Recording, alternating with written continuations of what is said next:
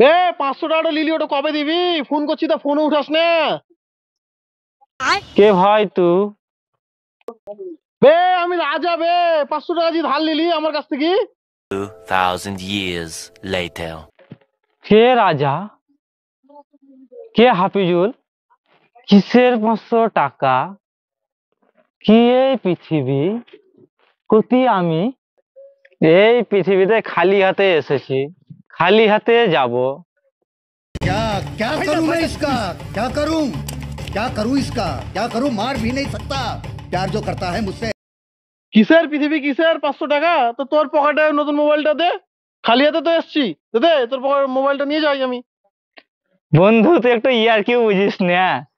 কাল দিব একবারে, ঠিক আছে? কাল মানে তোর মহাকাল।